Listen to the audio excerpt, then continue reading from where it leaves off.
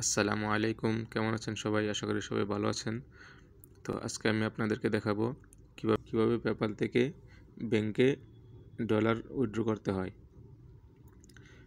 তো সেটি করার জন্য ফার্স্টে আপনাদের এখানে যে অ্যামাউন্ট আছে এই অ্যামাউন্টে ক্লিক করতে হবে।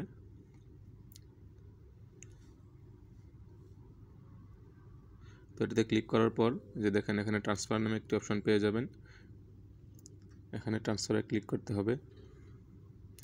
এটাতে ক্লিক করার পর আপনাদের মোবাইলের যেই ফিঙ্গারপ্রিন্ট অথবা লক আছে সেটি এখানে দিয়ে দিতে হবে।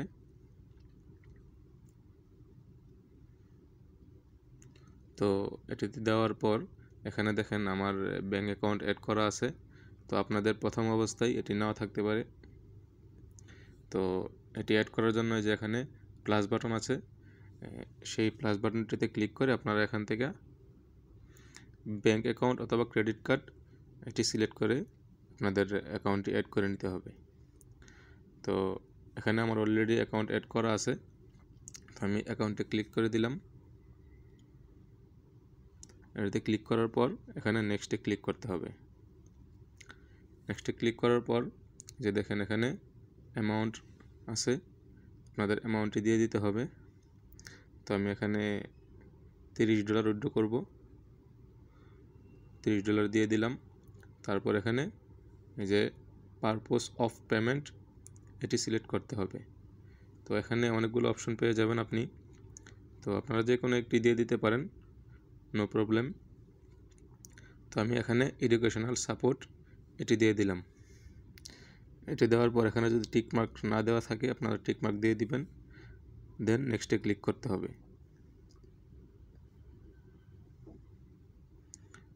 তো এই যে দেখেন এখানে শো করতেছে $30 ফ্রম পেপ্যাল টু ব্যাংক, এটি উইথড্র হবে। এখানে পারপোজ দেওয়া আছে এডুকেশনাল সাপোর্ট। এখন তারপর এখানে ট্রান্সফার অ্যামাউন্ট দেখেন এখানে 106 দিরহাম শো করতেছে, যেহেতু আমি দুবাই থেকে এটি করতেছি। আপনারা যে কান্ট্রি থেকে করেন না কেন সেই দেশের এখানে শো করবে, রুপি হোক বা বাংলাদেশি টাকা হোক। তারপর এখানে যে দেখেন আমার ফি কত টাকা কাটতেছে।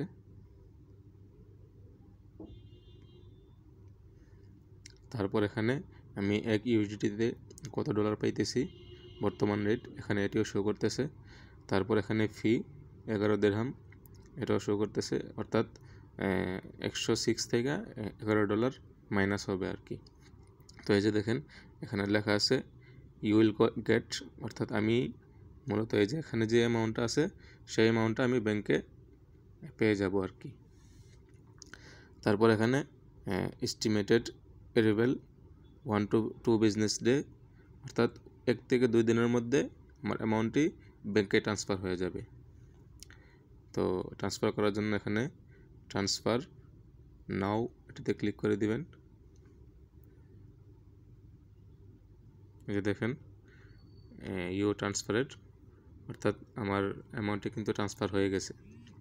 এই যে ডান, এই যে অলরেডি আমার মেসেজ চলে আসছে এখানে।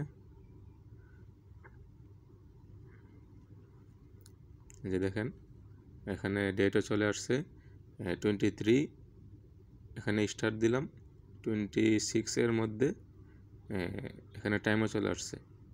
এই যে এটার মধ্যে আমার অ্যামাউন্টটি ব্যাংকে ট্রান্সফার হয়ে যাবে।